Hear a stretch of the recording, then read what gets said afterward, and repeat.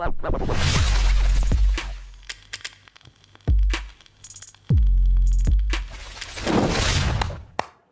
up, yo? It's Joe again, your caffeine addict editor.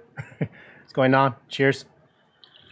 Alright, so my previous video showed you why when you're working with like audio from a handheld camera, when you don't have a lavalier mic, it's usually best to to create that audio track into a mono file, by selecting like the audio source and then creating basically a mono file, but either selecting the left track or the right track. So yeah, usually I prefer to do that. That's what I chose to do. But another thing I want to show you in this video is basically the process what I do to clean up audio from a handheld camera, right? Because it is a bit of a different process. Now, this is something I do in particular with Premiere Pro, right? So if you guys do not have Premiere Pro, I'm sure you can still follow along by following the filters that's in your editing software. That's pretty similar, right? Because it's pretty much all the same shit. You have your EQs, you have your compression, you have your limiters and all that stuff. So what you want to do is basically just follow the steps what I do, and you can get something similar to what I do, right? Usually with Premiere Pro, if we go to the windows here and we go down to audio mixer or audio track mixer, here in the pull down menu, you have like the sequence, which is this one right here to select from. So I click on that and I get this window, right? Now, usually when you open this at first, it'll look like this, but in the top left area, there's like a little arrow. You can click on that. And basically this pulls down like an area where you can drop in your filters, right, for the audio track. Now, before I go any further, I want to make this clear. Definitely protect your hearings, right? So I'm gonna go here to like the mix. This is like the final mix, the one at the end. Basically, all the information that are in this tracks, they get funneled to this final track here, and this works almost like this gets sent out to your final render, right? So anything you put in here is going to affect the overall quality of your audio inside your project, right? So what we want to do is click on this guy, go to amplitude and compression, always add a hard limiter, right? You want to protect your hearing. Double click that, and basically I'm going to select this to -4 because that's what I work with usually. I always have it to always put it to -4. All right. So that basically all it does is like if, obviously like the audio levels, they peak past -4, it just gets cut off.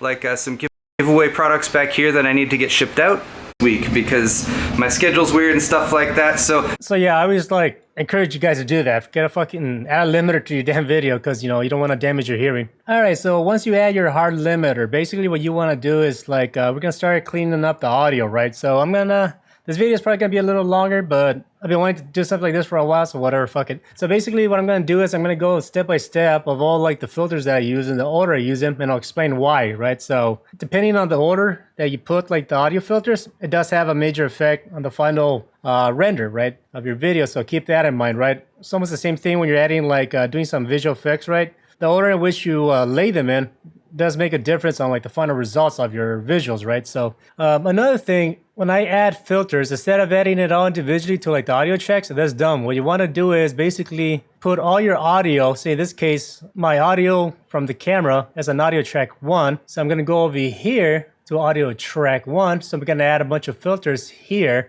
So anything that gets dropped into this layer gets affected by the filters that are in here, right? So that makes things a lot easier, right? You don't have to like, copy and paste all the audio filters to each individual track. That's like a waste of time. Definitely, if you have something similar like this in your editing software, I'd highly suggest you guys use it, right? So keep that in mind. All right, so the first thing we gotta do when it comes to like the audio tracks is basically I usually normalize the audio, right? Basically what that means is, let's just say there's a bunch of cuts here, right? I'm all editing, I cut that, cut out, there's a dead space here, dead space here. Cut that out. I'm doing my magic editing here, right? So basically, let's just say that for now. So basically, when you have a bunch of tracks, obviously there can be more than, this is just one audio file, but we have like a bunch of tracks all lined up next to each other. What you want to do is you want to normalize the audio tracks, right? Basically what that does, it kind of creates more of a consistent, equal volume throughout the whole video. That way there's no like, how you watch TV and like the music is so fucking loud, but when people are talking it's very low. And then you're either increasing the volume, decreasing it because it gets too loud or too low. That's the shit I'm talking about. Basically, you want to try to make sure you normalize everything to a more consistent audio level. So basically what I do is, after I make my edits, I'll select everything, right click, go to audio gain. I get this window pop up. Then I say normalize max peak. And then this one, I usually go, let's just say -4 because that's basically where my hard limiter is at.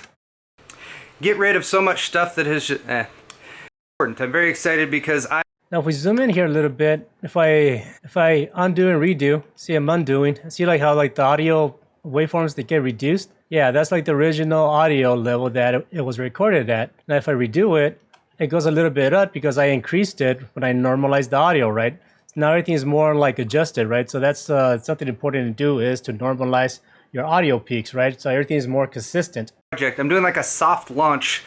All right, so now that's done. Now I'm gonna start editing my filters here, and I'm gonna go in the order that I use them, obviously, and I'll explain to you why and how they work, you know, individually. So for the first pull down menu here, we're gonna go down to our EQ, and then we're gonna go to a parametric equalizer, right? Now double click this guy and get this window. Now the first thing we wanna do is we wanna basically reduce the unnecessary frequencies that we have. Audio, we have a spectrum, right? From like 0 hertz all the way to 20 kHz or more, I think. But usually the voice that you are hearing right now, it doesn't take up the whole audio spectrum. So you want to reduce that, because like towards the end of your video, when you have a bunch of like nasty frequencies all combining each other, it creates noise. Another thing is basically, since audio track number 1 is mainly people talking, Paul talking towards the camera, that's mainly voice. So we don't need like certain information, right? So in this case, I'm gonna add a high pass, which basically means that anything that's under a certain frequency gets cut off, which is the bass area. So we're gonna add a high pass. For the gain, I usually go to 48 just to make like a more of a sharp decrease, right? Like a sharp cut right there. And for the frequency, I usually go around 80 to 100 hertz, right? Because anything underneath this is garbage. You don't need it. So just to show you what I'm talking about, this is all the base information that gets left if you don't cut it out.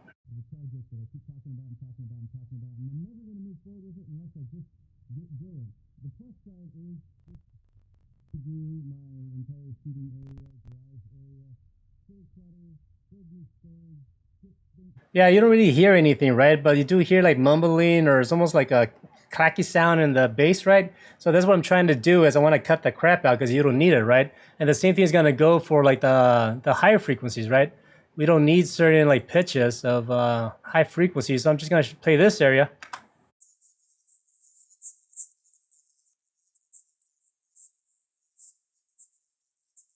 Yeah, you hear that? It's a lot of the sizzling, the sounds and crackling and shit like that. Again, it's crap that we don't need. So basically what I'm gonna do here is adding a high pass and a low pass to basically make sure everything gets cut off, right? So that's like the first step that I do to clean up the audio. So put that back to 100 for like the low pass, which is the cutting off the higher frequencies. Again, I just put like a 48 dB little cutoff thing. 12,000 hertz to 10K depending. We have... And I basically have today to shoot this video for this week because my schedule's weird and stuff like that, so... Yeah, usually 10,000 hertz is usually what I cut off all these excess frequencies. The lower frequencies, the bass. Other things that are happening today are our air conditioner is... Our air conditioner is having difficulty keeping up with the heat, and it's not even been that hot yet in Southern California, so... So yeah, usually 80 to 100 hertz in the lower frequencies is where I have like the cutoff at, right? So that's basically the first thing I do, is I cut off like the ends, right, to clean up the audio. All right, so and then this next step, what I'm gonna do is basically I'm gonna like find like the harsh, nasty frequencies that exist inside of like the audio itself, right? Now usually these values here in the middle, right? But usually what I do is you can make the size of the bell more narrow, right? Get that very narrow. And basically what that does, it kind of like isolates like the section of the audio frequencies when you drag around this bell, right? So basically what I'm going to be doing is I want to search for like nasty frequencies that are usually more in the sound of a whistle. So basically that's something I'm going to do right now. Because I am initiating a project. I'm doing like a soft launch of a all right, you already found that. You hear that? It's like a whistling, like almost like an echoey sound. Project that I keep talking about and talking about and talking about, and I'm never going to move forward with it. Yeah, so once you find a frequency like that, basically, I reduce it, usually down to like -4 or so, right? And basically what that's going to do is it's going to like, well, specifically that, reduce like those nasty whistling sounds that you don't want, right? So I'm going to do one more. I'm going to look up in the higher range. Again, I'm going to narrow the bell. Unless I just get going. The plus side is this. Usually around the 4K hertz area, that's where like you can find usually the most common audio whistle. It's always around the 4K area. I do my entire shooting area. That's another thing. You can hear it even though Paul is not speaking. You can hear the whistle. Yeah, hear that? And basically just get rid of a bunch of stuff that's been accumulating for a really long time. So that's what we're going to start off with today, like this system back here. Very excited because I am initiating a project. I'm doing like a soft launch. All right, so once you find, another frequencies, obviously, like, again, I just reduce it down to like -4, right? I'm gonna skip over doing the rest because, I want to make the video short, but I'm gonna do like the same thing with like the rest of like the bells, with the rest of like the values I have here, right? So I got like a total of 5. You are able to create another parametric equalizer and continue doing this, but it gets to a point where like it's almost overkill. So just find like the frequencies that are like the most nastiest, the one that are like the loudest, and then basically move on to the next thing, right? So I'm just gonna do this really quick, and I'm gonna move on to the next filter. I'm gonna move forward with it unless I just get going. The plus side is this. I do my entire shooting area, garage area, clear clutter, build new storage. Today's video is very important. I'm very excited because I am initiating a project. I'm doing like a soft launch of a project that I keep talking about and talking about and talking. All right, so I found like the nasty frequencies here, right? So that's step 1. So in the second step, I'm actually gonna use another parametric equalizer, right? So you close that guy. So we're gonna go back here to our audio track mixer, and immediately after that filter that we created, go to pull down menu, filter and EQ, and same thing, we're gonna get a parametric equalizer, right? So this one is different. Double click that. So basically what I'm gonna do with this one is basically I'm gonna look for certain areas of the audio that are pretty harsh or too bassy or has like a very bad nasally sound, and basically I'm gonna reduce those frequencies in order to clean up the audio, right? Now, when you do this, it's gonna sound like you're reducing the volume of the audio, but that's okay. That's why we're gonna use some compression to pretty much make up for some of that like lost volume that we get by reducing some of these frequencies, right? So if I play this back, and I'm never gonna move forward with it unless I'm gonna start with the bass frequency. So basically what I'm doing is I'm gonna increase the volume. This is basically what I'm doing when I increase the value of this bell. It's almost like isolating or increasing like the value of that section that we can hear it more, right? So I'm gonna look for like the bass area, which is around past the 100 hertz area. Plus side is this. I do my entire shooting. It's very important. I'm very excited because I am initiating a project. I'm doing like a soft launch of a project that I keep talking about and talking about and talking about. So this area, I'm just gonna reduce like the amount of bass that's in Paul's voice, right? Because he's in since he's talking from his garage area in this section, there's a lot of echo going on, so you might have a lot of like echoey bass in the background. So I'm gonna reduce that. I do my entire shooting area, garage. Now, obviously, if I go too much, you're reducing the bass. So basically, you gotta have that balance of like leaving enough bass so it can sound good, but not take away too much, or else it sounds weak. Area, clear clutter, build new storage, get things set up. I'm very excited because I am initiating a project. I'm doing like a soft launch. Yeah, so I'm doing very little actually. As you can see, sometimes you don't have to do that much, right? But doing a little bit can go a long way. So the next, I'm gonna grab another one of these guys. In this case, what I'm gonna find is something that I guess is referred to as a Boxy sound, right? Usually that sound is around the 300 hertz area of the audio spectrum. So basically, I'm gonna increase this, the values of this area, and we're gonna hear something that sounds almost like a Boxy radio-like sound. Of a project that I keep talking about and talking about and talking about, and I'm never going to move forward with it unless I just get going. The plus side is, as you can hear that, see, like it sounds boxy, right? Is this. I do my entire shooting area, garage. Now with this one, you don't have to worry about going too aggressive with reducing like the values of it. You can actually go pretty low with it. Garage area, clear clutter, build new storage, Today's video is very important. I'm very excited because I am initiating a project. I'm doing like all right, so you cleared up that area now. So I'm gonna go up to like the next section. Usually the majority of like the voice of the human, it's around this area, around the 1K area, right? Now the thing is that like sometimes when you record into like the mic, the voice can sound very harsh, almost like an attack to your ear. Around this area here, this frequencies, right? So what I'm doing is basically I'm gonna find for like a section of like the audio where it sounds very too high, very harsh, and I'm gonna reduce like the values of it to like soften it, right? If we go around here, the 1K area, soft launch of a project that I keep talking about and talking about and talking about, and I'm never gonna move forward with it unless I just get going.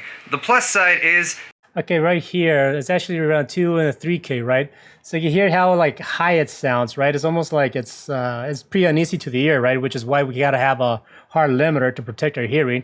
Do my entire shooting area, garage area, clear clutter. All right, so that area is pretty bad, so we want to reduce this section. Build new storage, get things excited because I am initiating a project. I'm doing like a soft launch of a project that I keep talking about and talking about and talking about, and I'm never going to move forward with it unless I just get going. Yeah, when you're reducing like the values of these areas, like don't worry about going too low. Actually mess around with it, right? You can go a little, but you can also go more than you think you can, right? And without like really affecting like the overall quality of the audio. Again, usually I don't increase values. I usually try to reduce them. That way, like the good frequencies, they're still there. They're not being affected by the bad frequencies, right? Because if you boost up like the frequencies, like some people, they add a treble booster, all you're doing is you're increasing like these nasty frequencies that I'm trying to hide right now, right? So try to like learn to reduce the bad frequencies that you don't want instead of boosting the good frequencies that you do want, right? Because again, we are gonna do some like compression, and that's gonna like make things a lot better towards the end. This is one of the final ones, so we're gonna be more towards the higher range now, right? Excited because I am initiating a project. I'm doing like a soft launch. All right, so in this case, what I'm trying to do is I'm trying to reduce what is called the Sibilant noises, right? So those are usually when people are speaking and like the sound that has like the S sound, the those sounds, yeah, they can be very uneasy to hear, and it pisses me the fuck off when people don't reduce those frequencies. So I want to reduce like those sounds. Of a project that I keep talking about and talking about and talking about, and I'm never going to move forward. Excited because I am initiating a project. I'm doing like a soft launch. All right, so I found that one area is like very bad, right? So I'm going to reduce it here. Launch of a project. Very excited because I am initiating a project. I'm doing like a soft launch of a project that I keep talking about and talking. Today's video is very important. I'm very excited because I am initiating a project. I'm doing like a soft launch. All right, I'm gonna grab the final one here, and I'm just gonna like pretty much go around and see what I can find that needs to be reduced. And I basically have today to shoot this video for this week because my schedule's weird and stuff like that. So to shoot this video for this week because my schedule's weird and stuff like that. All right, this area right here, again, we're back at the 4K area. You can hear still like this a bit of a whistle. So other things that are happening today are so yeah, so I'm gonna use this last band here. I'm just gonna reduce this area a little bit more. our air conditioner is all right, so if I play this back, you can, I'm gonna turn off this filter on and off. You can hear the difference. because I am initiating a project. I'm doing like a soft launch of a project that I keep talking about and talking about and talking about, and I'm never going to move forward with it unless I just get going. Excited because I am initiating a project. I'm doing like a soft launch of a project that I keep talking about and talking about and talking about, and I'm never going to move forward. Yeah, so you can hear it, right? Basically, it clears up a lot big time, right? And like you can hear less bass and all that stuff like that. That's what you want to do with this filter, is basically remove like the nasty frequencies that you don't want. All right, so the next filter, yeah, we're going to be using a few. I'm going to go down here underneath that filter we just used, and I'm going to go down to amplitude and compression. And in this one, I'm going to use a multiband compressor, right? Double click that, and you're probably going to freak out because this shit, it looks weird at first, right? But don't worry, we'll get through it. Now, the cool thing about this compressor, basically compression works almost like a volume knob. Depending on the values that you add to it, it's almost telling it that if the audio reaches like a certain volume level, the compressor will kick in, and it's going to reduce the volume down by like the set value that you give it, right? And it can also work in the opposite way. If like the volume goes down to a certain level, you can actually boost it a little bit up, right? Depending on the values that you give it, right? Now, the thing with this multi-band compressor is basically it has everything separated from like the low frequencies, the mid frequencies, and then the higher frequencies, right? So you are able to apply a compression to each individual section of the audio spectrum, right? Or the section of the audio file, right? So we can add some compression to the bass, to like the mids, and also to like the high frequencies, right? And we can do that individually by using this filter. So that's the good thing about that. With it unless I just get going. So for starters, basically, as you can see here, the plus side, you know, they're color coded, they're separated. You can adjust these by clicking and dragging. You know, you can do that. But for the most part, I leave it at default just to keep it simple, right? And at least for me, it does sound fine. I don't mess with it too much. I'm going to start with the bass area. It was basically everything underneath 100 hertz, which shouldn't be that much because we did had a high pass that we, you know, cut off all the low frequencies. So as you can see here in like my audio meters, you know, there's very little information, right? Because we did like cut off a lot of that area from like the bass using the parametric equalizer.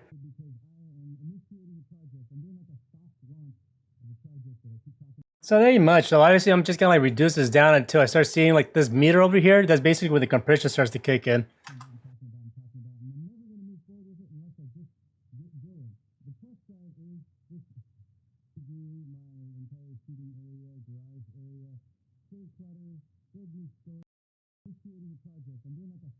All right, so in this case, I don't want it to remove too much. I just want it to like kick in a little bit, right? That way to keep everything more stable, right? That's basically what I'm doing with like this compression filter is basically I'm trying to keep everything more stable now. So if there's any crazy spikes that happens, it kind of gets controlled using the compressor, right? So it's very little. Actually, with the attack, I usually go pretty fast. So instead of like, but instead of having 10 milliseconds, I'll probably go to, let's say 3 or 4, depending. You don't want it to be too fast. That way it doesn't sound like it cuts off abruptly, but also you don't want it too slow or else it doesn't like act fast enough, especially when someone is speaking in the camera, you know, as fast as Paul can speak sometimes. So yeah, now you can see like now you can see basically the compression starts kicking faster, right? Because we increased like the attack speed. Let's go with 5, just to keep it simple. All right, that's good. So unsolo that. Now we're gonna go in the mid section. And this is where like the majority of Paul's voice is at. Do my entire shooting area, garage area. Again, we're just gonna lower this threshold knob until you start seeing like the compressor kick in. You can also hear it too. Clutter, build new storage, get things excited because I am initiating a project. I'm doing like a soft launch of a project that I keep talking about and talking about and talking about, and I'm never gonna move forward with it unless I just. Today's video is very important. I'm very excited because I am initiating a project. I'm doing like a soft launch of a project that I keep talking about and talking about and talking about, and I'm never going to move forward with it unless I just. Very important. I'm very excited because I am initiating a project. I'm doing like a soft launch of a project that I keep talking about. All right, so I guess around that area, -14. I mean, I'm not naming out the values because it's going to be different for you guys, right? But basically you want to reduce it until you can hear the difference that you like, right? So basically what I'm trying to do is like reduce like any like excessive peaks. And also by me reducing his voice, it kind of like reduces like the harshness of his voice when he's speaking, right? So I'm trying to like find that area where everything's still clear to listen to without getting muffled. At the same time, I'm reducing like the threshold until you get more of a consistent, smooth sound, right? So for me, it's around -14. Now I'm gonna go up here to like this, like the higher frequencies here. Talking about, and I'm never gonna move forward with it unless I just get going. Plus side is this. Do my entire shooting area. Video is very important. I'm very excited because I am initiating a project. I'm doing like a soft launch. Today's video is very important. I'm very excited because I am initiating a project. I'm doing like a soft launch of a project that I keep talking about and talking about and talking about, and I'm never going to move forward. All right, so now this is like the final one, which is like way up here, almost like the low bass area. We set the low pass around like the 10K area, right? So there should be very little information here as well to reduce.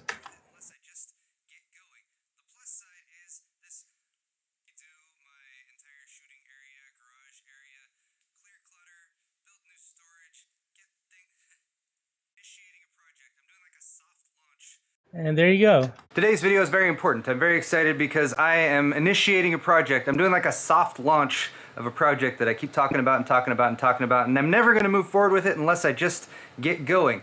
All right, so this is the thing about using compression. You want to use it very lightly. You don't want to get too crazy with it because basically all I'm doing is I'm reducing the excessive spikes that happens when someone is speaking. You know, someone gets too excited, they laugh, or they just raise their voice or whatever. So that initial spike that happens when someone speaks, I'm just controlling that by reducing it, right? That way, basically, everything's more, that way the volume of the person's voice is more leveled, right? So that's what I'm trying to do here. All right, so that's good. All the rest of the stuff, you know, I don't mess with. I just leave it alone. Another one after that, I tell you, man, this one goes off. So we go to amplitude and compression again. We're going to go to the De-Esser, right? And the De-Esser is basically exactly that. You know, the thing is called the Sibilant sounds, those nasty frequencies. Yeah, they're very, very annoying. So the cool thing about this guy is basically you can select this and it isolates the selection here that we have. You definitely want to have it at multiband. I usually increase the values a bit, you know, to make sure I get a good section of it so I can reduce any nasty frequencies that we don't want. I'm just gonna move this around. For the most part, they're like around the, between the 5K and 10K for me, right?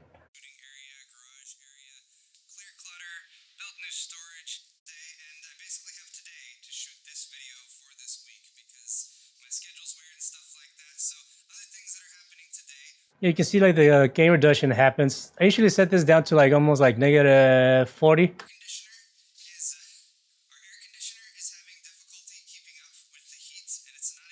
So you can see like every time like you hear like that sound, like the compression kicks in, right? You see like the little red bar here, that's the gain being reduced.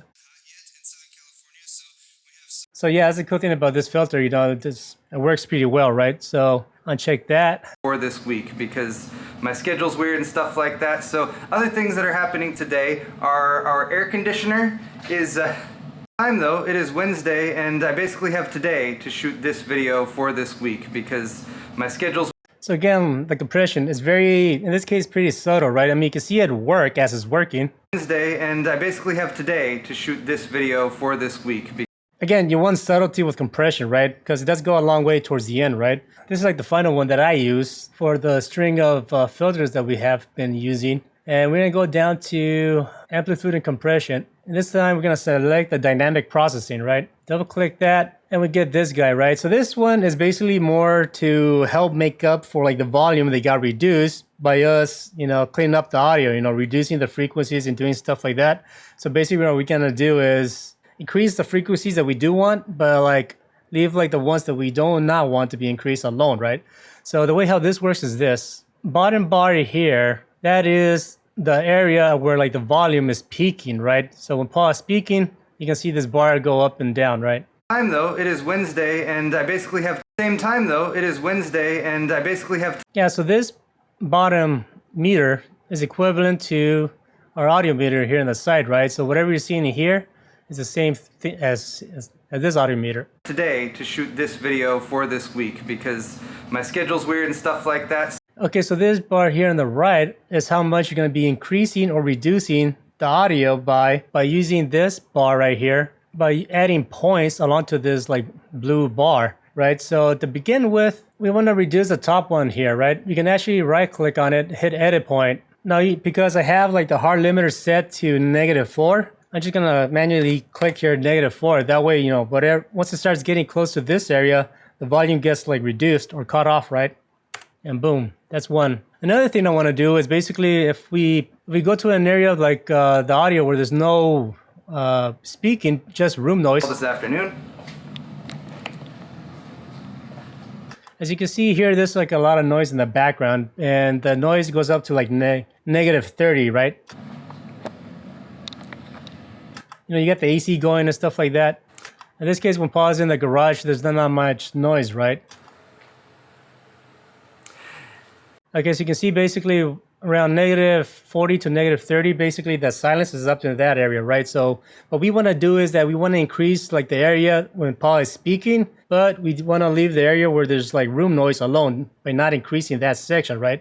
So what I'm going to do is I'm going to add a point here to like say -40. I'm going to right click, hit edit point, and just to make sure it's on the spot that I want, I'm going to make sure these both areas are -40. That way that point is exactly where I need it to be, which is at -40.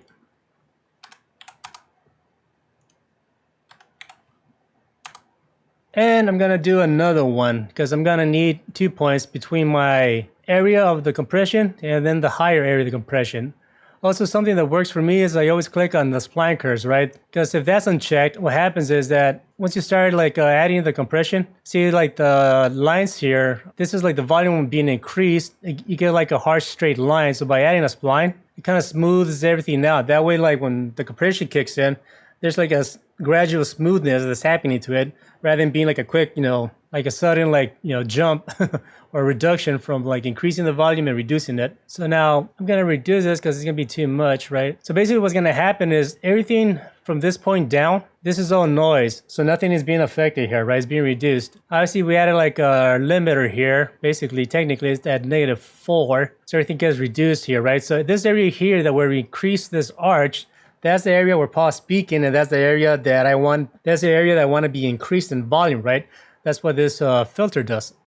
And basically just get rid of a bunch of stuff that's been accumulating for a really long time. So that's what we're going to start off with today, like this system back. This is where the audio information of pause voice is mainly at, so this is what I want to be, effective with this filter, right? So if I turn this off here, like some giveaway products back here that I need to get shipped out today, and I basically have today to shoot this video for this week because I am initiating a project. I'm doing like a soft launch of a project that I keep talking about and talking about and talking about, and I'm never going to move forward with it unless I just get going.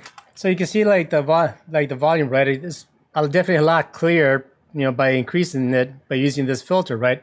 That way it kind of helps make up for all the reduction that we have done with like the previous filters, right? Cool stuff. So everything sounds good here. I'm going to leave it as is. Now this is something that I do that I recently started doing that because I discovered this filter, and it's basically sending this audio track information to a submix, right? And to do that, I'm gonna right click here to where the audio is at, and it says add audio submix track, and there you go. Now from like the audio layer 1, basically here, this output area, it gets sent towards the mix, which is this final audio meter here, right? All these tracks get funneled to this guy, and this gets sent out to like the final render, right? So basically what I just did here is gonna end up coming out from this area. A submix, basically what it is that obviously there's a bunch of other weird options underneath this that I don't mess with, to be honest, because I'm not familiar with it, I'm not gonna lie.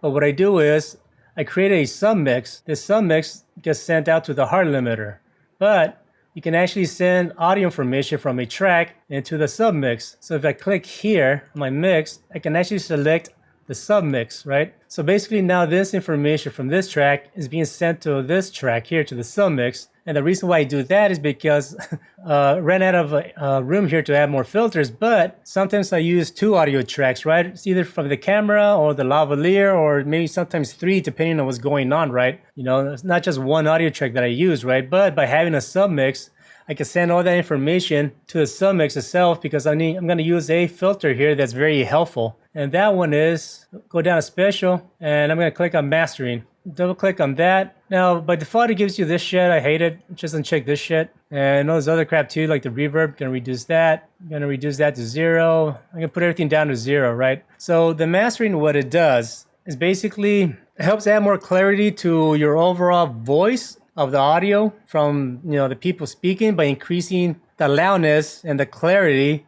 of frequencies that I believe is over 1000K or 2K. I'm not exactly sure at the moment, but basically this filter only affects this area of the audio, right? Which is like the higher frequencies. So everything sounds more brighter, right? That's why you got this thing called an exciter. Basically it's gonna make the higher frequencies more bright, right? So you have a few options here, retro, tape, or 2, right? Let's just go with tape for this example. Now if I play this back and slowly increase the exciter value. Excited because I am initiating a project. I'm doing like a soft launch of a project that I keep talking about and talking about and talking about, and I'm never... See, the cool thing about it is like any muffledness that exists in the voice now, it kind of gets reduced and you hear it more clear by using the exciter, right? Very important. I'm very excited because I am initiating a project. I'm doing like a soft launch of a project that I keep talking about and talking about and talking about. That sounds good. So now what I'm going to use is basically the loudness maximizer, right? So this one just basically makes it louder, simple as that, right? Very excited because I am initiating a project. I'm doing like a soft launch of a project that I keep talking about and talking about and talking about, and I'm never going to move forward with it unless I just get going. The plus side is this. So now if I, turn this filter on and off, it's off now. I'm very excited because I am initiating a project. I'm doing like a soft launch of a project that I keep talking about and talking about and talking about, and I'm never going to move forward with it unless I just get going. The plus side is this. So as you can hear, basically like the voice gets more clear and more bright, right? So that's basically what this does right here, right? Yeah, usually towards the end here. Initiating a project. I'm doing like a soft launch of a project that I... If I feel like, after adding my compression and all that stuff, like it starts to get too close to -4 consistently, I'll select everything, I'll do a right click, do the audio gain, and then I'll just select -5. That way, instead of being -4, it just reduces like the volume a little bit. I'm initiating a project. I'm doing like a soft launch of a project that I keep talking about and talking about and talking about, and I'm never going to move forward with it. Yeah, there you go. So that sounds a lot better without being cut off too much or being too distorted, right? So yeah, whew, that was a long one. Okay, so that's basically how I clean up audio in general, whether I use lavalier a lavalier audio track or the audio track from a camera, right? I've been wanting to make this video for a while, but I knew it was going to be a fucking long one, so I've been kind of lazy about it, but I'm finally glad I'm able to get this done and show you what I do to clean up audio and to work with it, right? This is how I do it. It makes sense to me, so I'm sure someone else that knows more than I do will have probably a better way of doing things, right? But this works for me, and I try my best to explain, you know, why I do what I do for each filter that I added, right? So, anyways, if you please like the video, because this was a long one, there's be some QR codes here. You guys can help me out to buy a coffee, you know, if you want to hook it up. I really would appreciate that. If you guys can't, again, no problem. I'm still going to continue making these videos because, you know, I like sharing what I know. But definitely leave a like, leave a comment or questions if there's anything I can do to help you guys out, right? Be sure to subscribe and all that stuff. Follow me on Twitter. And yeah, more videos are coming. Thanks again for hanging out with me for a bit. All right? Take care and peace.